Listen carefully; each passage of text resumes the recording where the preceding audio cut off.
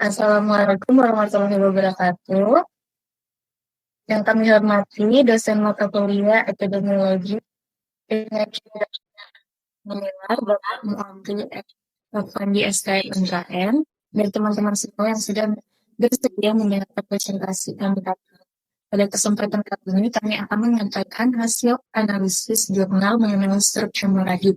Sebelumnya, perkenalkan, nama saya Rida Filo Geraldine Pondara sebagai moderator Berikut dan anggota kelompok saya yang pertama Dr. Rida, ada Trisiska Azani, M. Aditya Pratama Yasin, Putri Astri Wenur, dan Dwi Anggraini.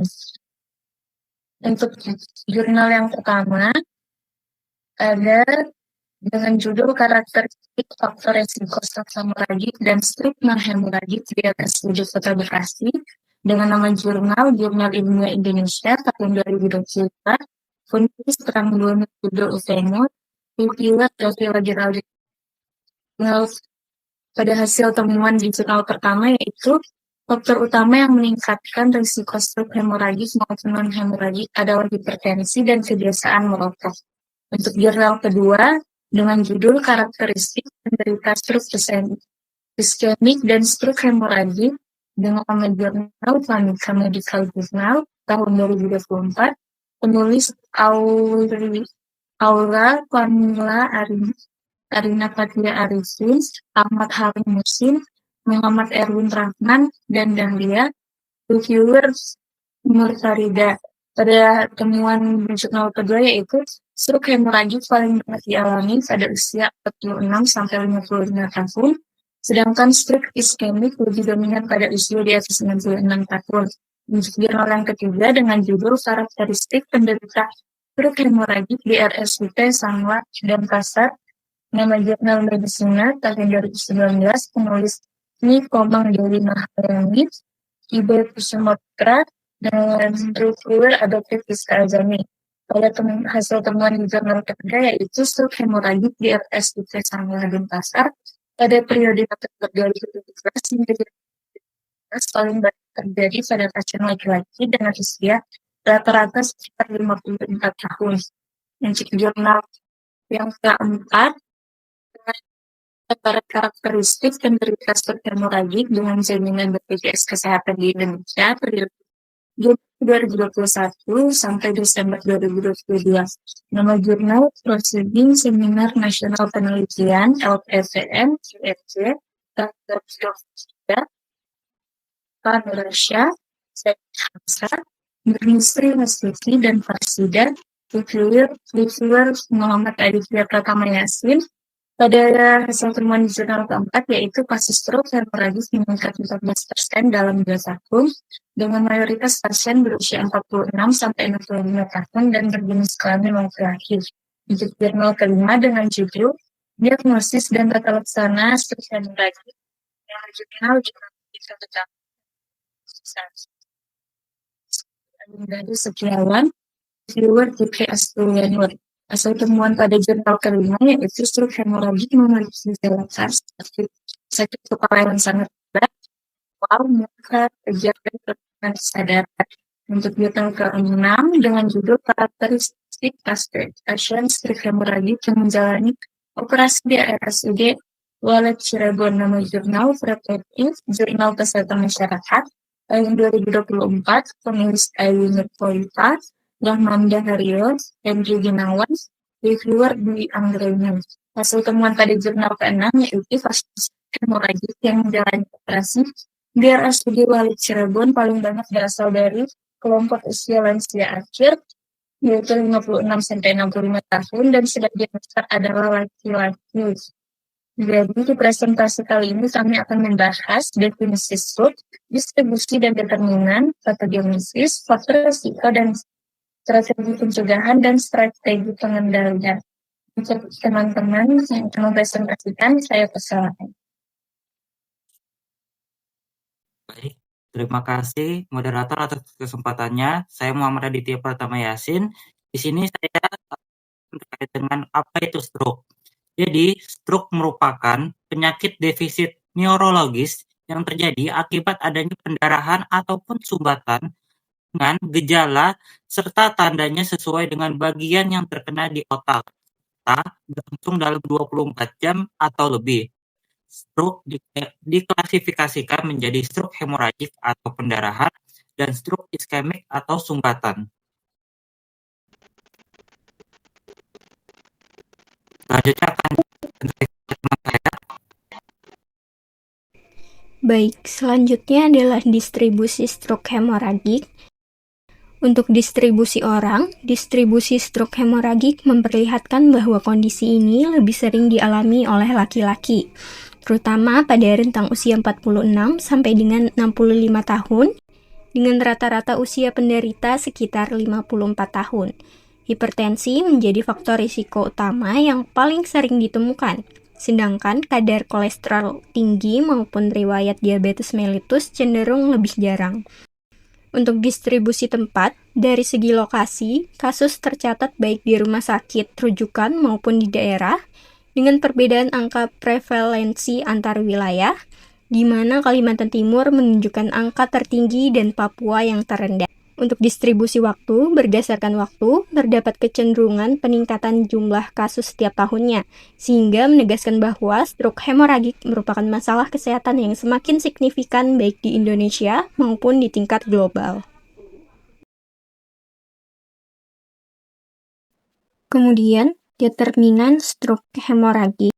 Faktor utama penyebab stroke hemoragik adalah hipertensi yang tidak terkontrol, sehingga memicu pecahnya pembuluh darah di otak. Selain disebabkan oleh tekanan darah tinggi, stroke hemoragik juga dapat terjadi akibat tumor intrakranial, penyakit moya-moya, masalah dalam pembekuan darah, leukemia, serta dipengaruhi oleh usia, jenis kelamin, etnis, dan faktor genetik. Selanjutnya akan disampaikan oleh teman saya.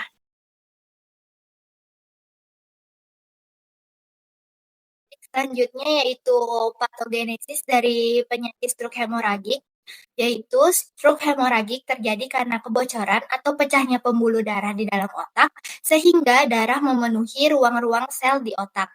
Biasanya stroke hemoragik dipicu oleh kondisi hipertensi. Hipertensi merupakan faktor risiko utama terjadinya stroke hemoragik pada pria dan juga wanita.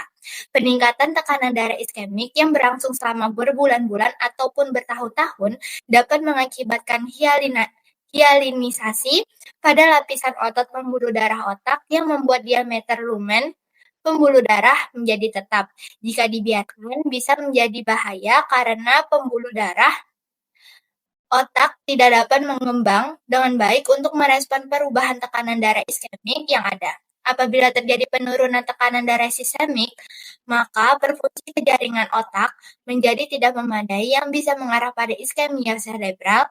Sebaliknya, peningkatan tekanan darah iskemik dapat menyebabkan perfusi pada dinding kapiler menjadi tinggi yang berpotensi menghasilkan hiperemia, edema, dan kemungkinan terjadinya pendarahan di otak.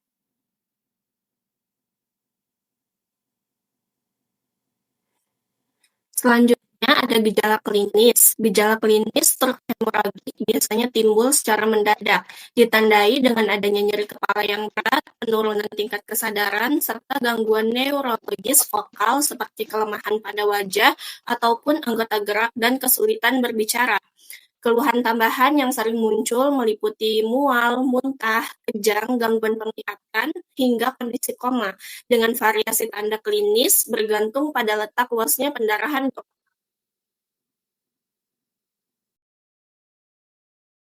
Selanjutnya ada faktor risiko. Dapat disebabkan oleh berbagai faktor risiko, yaitu faktor yang dapat dimodifikasi dan faktor yang tidak dapat dimodifikasi.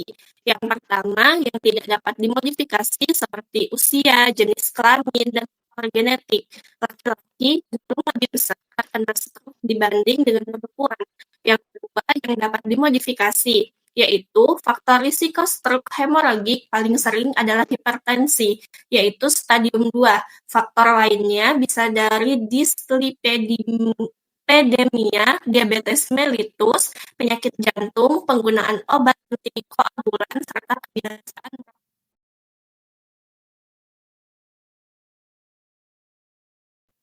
Oke, selanjutnya saya lanjutkan ke bagian dan strategi pencegahan. Dalam upaya pencegahan stroke hemoragik berfokus pada pengendalian hipertensi sebagai faktor risiko utama yang dilakukan melalui 3 tingkat pencegahan. Yang pertama ada primer, yaitu dengan pemeriksaan tekanan darah rutin, penerapan gaya hidup sehat, serta pola makan seimbang. Yang kedua ada sekunder dengan pengobatan hipertensi yang teratur dan pemantauan tekanan darah secara berkala. Yang terakhir itu ada tersier melalui pendaratan.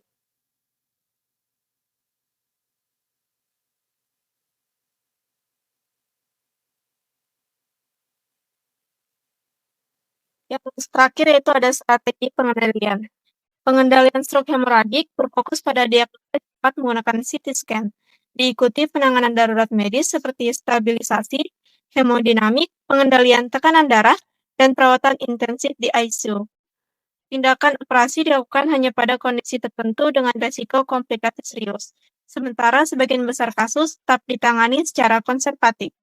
Upaya rehabilitasi serta pengendalian faktor risiko, khususnya hipertensi, berperan penting dalam mencegah kekambuhan dan mengurangi kecacatan.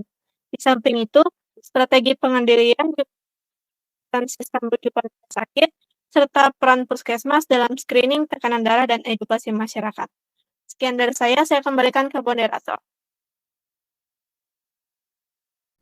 Baik, terima kasih kepada teman-teman saya yang sudah menyampaikan materinya.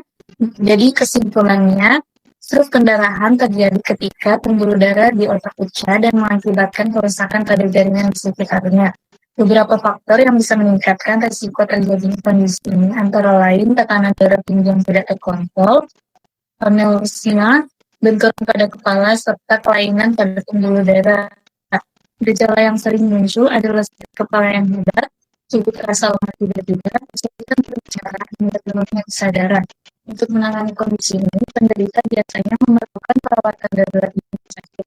Tujuannya adalah untuk menstabilkan tekanan darah, mendorong mengalami pembengkakan, serta melakukan operasi jika diperlukan. Untuk mencegah terjadinya stroke, penting untuk mengontrol tekanan darah secara rutin, menjaga gaya hidup sehat, melakukan pemeriksaan rutin, serta memberikan edukasi kepada masyarakat mengenai faktor-faktor risiko dan tanda-tanda awal stroke. Jadi, untuk pertanyaan dari Adina Fikri kelompok 4, yaitu apakah ada terapi herbal yang dapat digunakan untuk mengobati stroke hemoragik? Untuk teman saya yang akan menjawab, saya persilakan.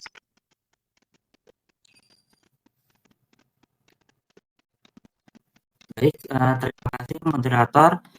Jadi terkait dengan pertanyaannya tentang apakah ada terapi herbal yang dapat digunakan untuk mengobati stroke hemoragik. Jadi secara medis belum ada terapi herbal yang terbukti dapat menggantikan pengobatan medis standar untuk stroke hemoragik ini. Namun dalam beberapa penelitian menunjukkan bahwa herbal tertentu bisa digunakan sebagai terapi pelengkap, tapi bukan sebagai pengganti. Nah, terutama pada fase pemulihan setelah kondisi pasien stabil. Nah, herbal-herbal ini contohnya seperti Centella asiatica atau pegagan, kemudian Salvia miltioriza, ginkgo biloba, dan ramuan tradisional Tiongkok tentu yang disebabkan memiliki efek neuroprotektif, antioksidan, dan meningkatkan peredaran darah otak. Namun meski begitu, bukti ilmiahnya masih terbatas sehingga kualitas penelitian ini belum kuat dan sebagian herbal berisiko meningkatkan pendarahan karena efek pengencer darah. Mungkin sekian jawaban dari saya kembalikan kepada moderator. Terima kasih Adit atas jawabannya. Jadi sekian yang bisa kami sampaikan pada kesempatan kali ini. Kami tutup presentasi kami. Mohon maaf bila ada kesalahan. Terima kasih.